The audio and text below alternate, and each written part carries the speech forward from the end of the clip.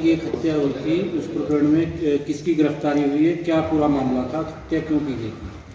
ये टोमेटा गांव थाना देव सिटी में कल सूचना आई थी कि मां और बेटे की हत्या हो गई है और इसकी सूचना इसके पति द्वारा दी गई थी थाने पर। इसके आधार पर अभियोग पंजीकृत किया गया था। जो इसकी हत्या हुई थी उसमें पत्नी का नाम शाहीन था और उसकी बेटी का नाम आफिया था।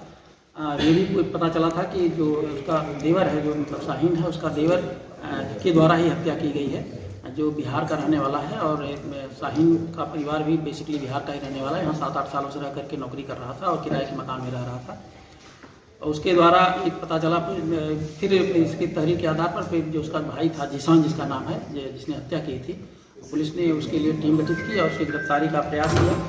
और इसी क्रम में उसको गिरफ्तार किया गया है। गिरफ्तार करने के बाद जब उससे पूछताछ की गई, पता चला कि उसको एक एजेंट जो बिहार का ही रहने वाला था, उसके माध्यम से इसको दुबई जाना था। 9 तारीख इसकी फ़्लाइट बताई गई थी।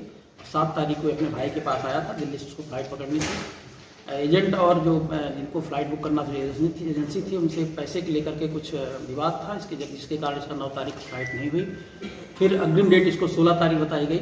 उस 16 तारीख को भी इसका टिकट उसी पैसे की बात को लेकर के नहीं हुआ।